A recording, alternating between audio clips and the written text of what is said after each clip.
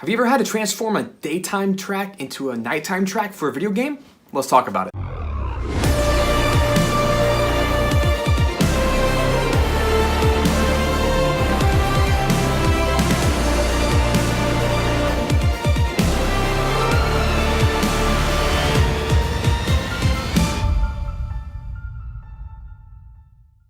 Hey guys, this is Stephen Melin, music composer, educator, and arranger, helping you to elevate your story. And today we're going to be taking a look at the Beardblade soundtrack. Now, I've done some other videos behind the music of Beardblade, but today specifically we're going to be taking a look at how you can take a piece of music and make an alternative version to create a different style. So in today's example, we're going to be taking a look at the Cordial Cove, which is the main beach level, and we're going to take that and make a night version, which is an alternative. Now, this is actually a really typical occurrence with video game developers, specifically indie games, because you want to get a lot of mileage out of a simple and small amount of thematic material. So in this example, we're taking the main theme of this beach level and we're taking the main elements, we're going to transfer them using some different musical structures to actually make a different piece of music. But as a composer, it's not going to take you as long as creating a brand new piece of music. So it's kind of like a remix, but the whole purpose of this is to talk about some of the techniques we can use to effectively transform one piece of music into another style and to give some variance to the soundtrack and to the gameplay experience. So let's take a look. So the original track we're looking at is Cordial Cove from Beardblade. This is the first level, the beach map. Many of you may actually recognize this tune from that first level of the Beardblade demo from the Kickstarter.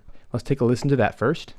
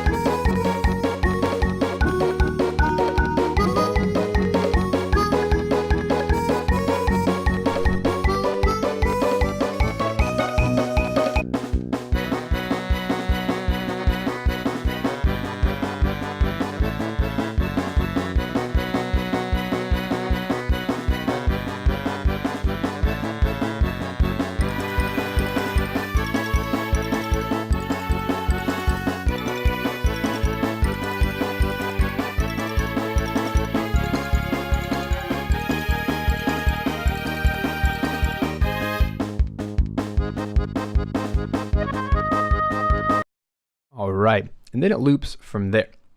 So in my situation, working with the Glovebox Games Beardblade development team, they asked me specifically to take this theme and to create a nighttime version so that the character can go back to the level depending on the time of day. It's going to be a completely different environment, different enemies, the whole 9 yards. The first thing I did to make this feel different is I actually created a beach ambience. So let me solo that. And you can hear right from the start here, it's just a bunch of waves. And what I did is I just took some wave sound effects and I put an EQ on it. Nothing too crazy. I bit crushed it down. And what it does is it creates a nice little ambience that we can easily put other instruments on top of, but it helps fill out the space, makes it feel more like nighttime. So that's like the #1 secret sauce there.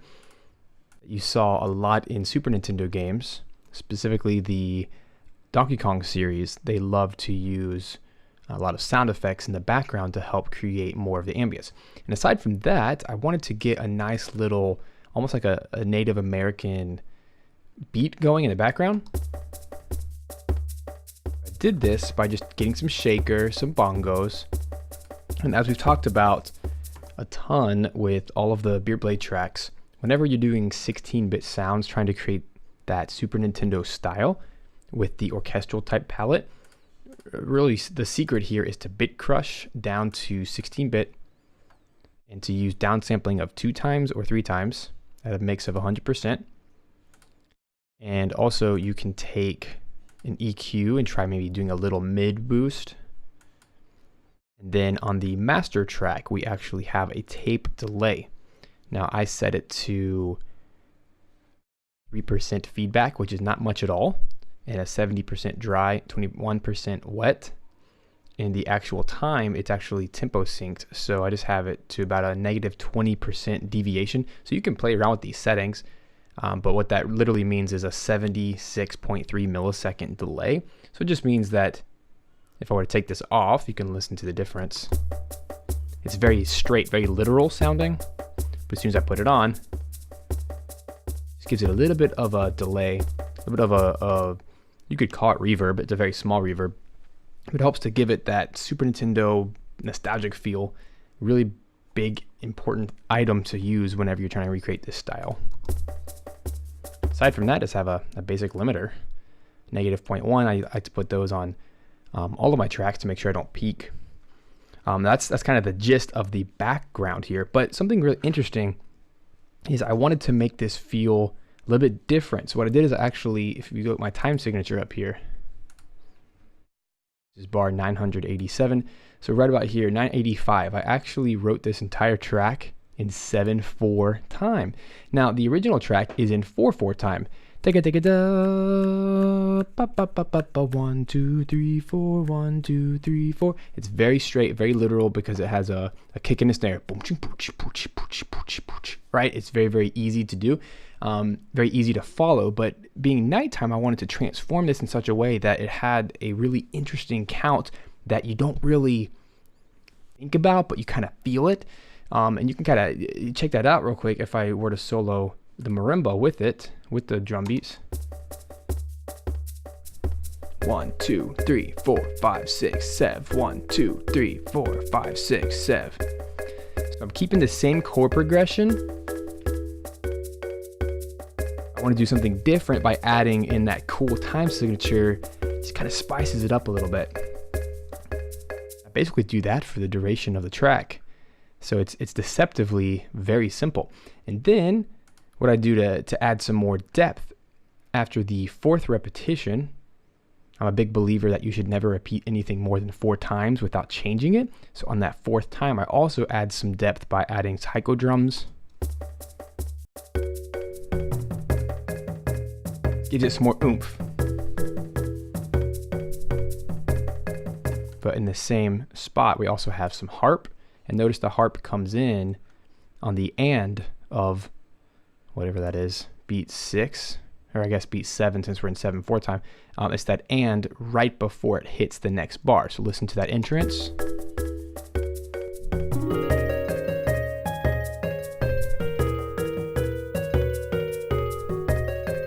Right? And then I also added the bass and steel drums throughout this process. Right there. So let's listen to that section, the A section.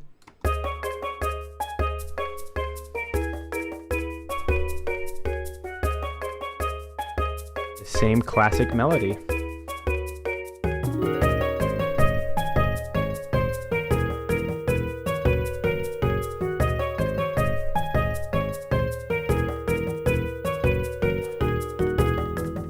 Cool. And then if we were to take that and layer that with the beach ambience, you will be able to hear that starting here.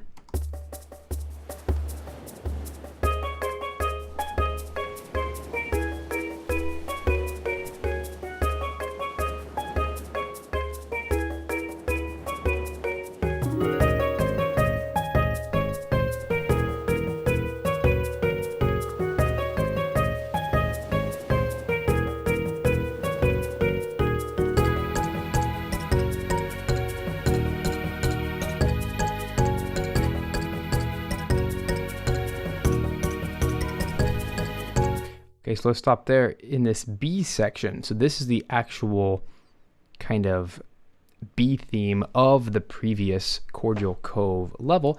And what makes this interesting is I changed timbres, I changed tones by switching instruments. So instead of getting so stuck on the steel drum portion, which is nice, but it's very much driven to the A section, that da ga da ga da ba ba ba ba ba dum, which of course I changed with the time signature change.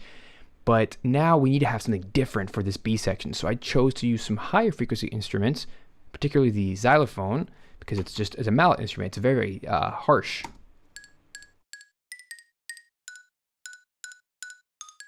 Can you hear how short the release of that sample is? It's fantastic. That's what makes it sound like a Super Nintendo. When you layer that with the marimba and some other things, it's good. And then I also used a kalimba. To help fill out that sound. Okay, so that's the idea for there. And I also added some strings to give it some more background oomph, some weight.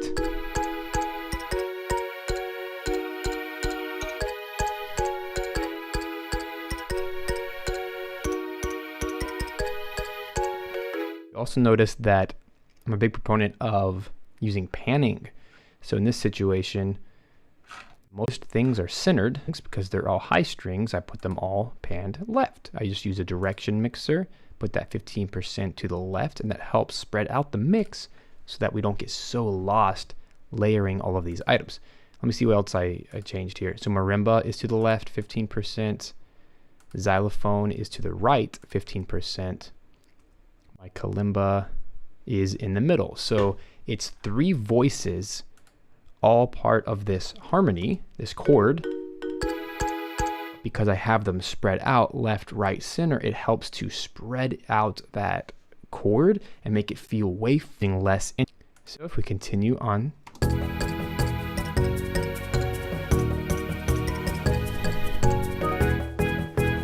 There, I just repeated the exact same melody, but by changing to a different tonal instrument, to a different timbre, in this case steel drums, it's a much softer, warmer tone.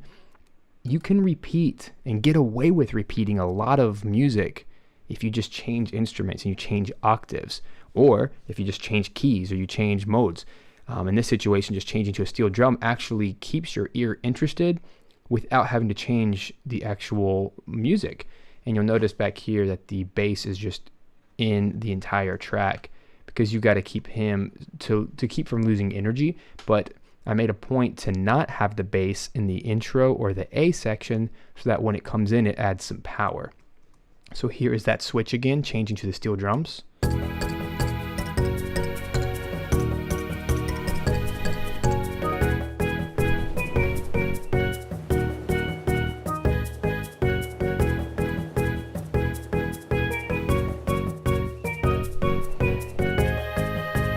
Okay, so now we have a C section, like the final section. This is the only actual new music, because if you were to go back to the Cordial Cove track, the A and the B section is actually all that the track is. And what I do in the original track is after I've done an A section and a B section, I actually repeat the A and B section, but I modulate, I transpose to a different key signature and bump everything up, so that way it feels fresh. And I also change the instrumentation so that it feels fresh.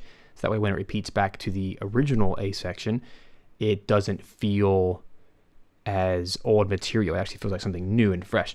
And that's always the goal with small loops like this. You want to make sure that every time you get to a new section, it feels interesting, but still part of the same theme and the same piece of music. So here is my C section. It is a brand new little section, but it's a very simple melody. And I chose to use a clarinet as the main melody because we've now used steel drums, which are percussive and mellow sounding, and then we just use xylophone and what else did we use? Marimba in the background. We have strings. So those are very bright instruments. So basically we've done a dark section, we've done a bright section, and for the C section, I want to try using something that maybe is in between, not necessarily bright or dark, but a different tone, different timbre. That's always my goal here. So here it is with the clarinet, C section.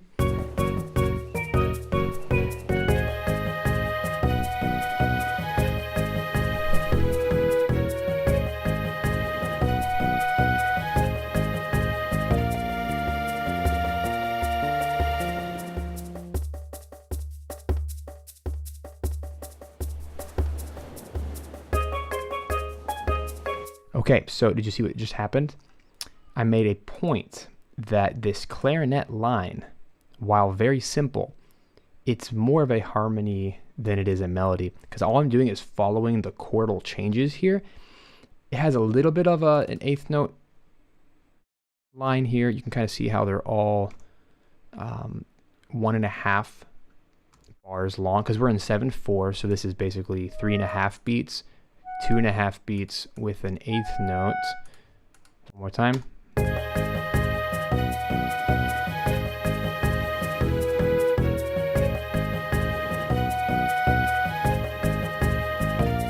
It's very simple, but the reason I chose to be simple there and not energetic is because the rest of the track is very energetic. And you'll also notice that the marimba line, do, do, do, do, do, do, do, that whole bit now has ceased. It has now stopped, so that this clarinet thing right here, let me be very specific, on this second to last bar, I have stopped all motion. Right there. Now the shaker has continued, because shaker is kind of my glue to hold all these sections together. So like the percussion has not stopped, but the melodic and harmonic content has stopped, so that we open up some space for the bass to do something very interesting here. I wanted to actually confuse the listener into not knowing what time signature we're in, because by this point we've grooved along long enough that we can go 1, 2, 3, 4, 5, 6, 7, 1, 2, 3, and we actually kind of feel the groove, we get it. But one of my favorite things that composers do is when we trick the audience that we no longer know what time signature we're in by using what's called a hemiola. So this is basically when we take a different time signature and we kind of infuse it using accents. We change temporarily, it's like going to a mode in harmony. We temporarily change the rhythmic count to confuse the listener. It's really fun to do. So here you'll notice how I almost go to 1, 2, 3, 4, 5, 6, 7. 1, 2, 3, 4, 5, 6, 7. Does not feel that way. Instead, it feels more like a 3 count. 1, 2, 3, 1, 2, 3. Because I only have 6 notes in the timing of 14 beats. It's super confusing, I know, but that's the whole point. And my bass line here, you see how everything is syncopated, how everything is like a ladder going up.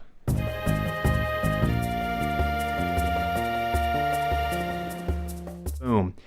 And the purpose of this is right here when we get to this outro, which is the exact same material as the intro. It's just 7 beats, right? This thing.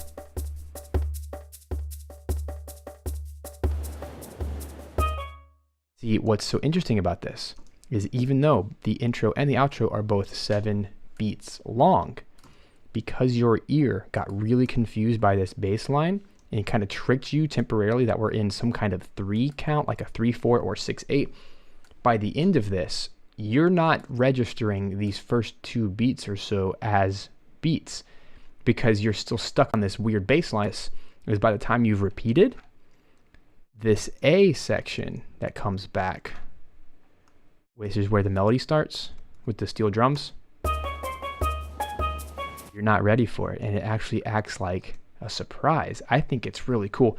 I'm not the first composer to do this, but I just remember writing this thinking, how can I confuse the listener? Because I'm already doing this weird 7/4 thing, and it's a nighttime track, and as your character's walking through this beach, there's like little campfires and stuff. It's supposed to be a little bit unsettling.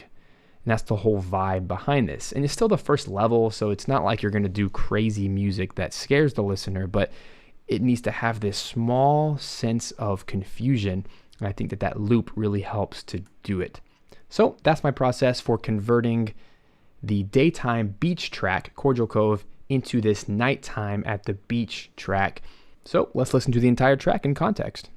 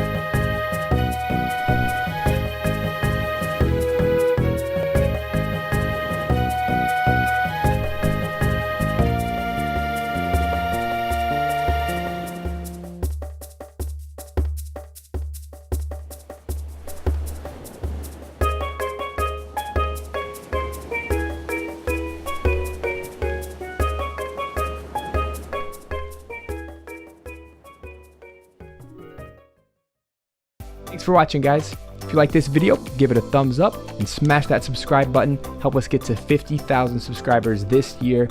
I know we can do it. Join us again next Monday for another studio composing video, on Wednesdays for music business, and Fridays for VGM arrangements. See you next time.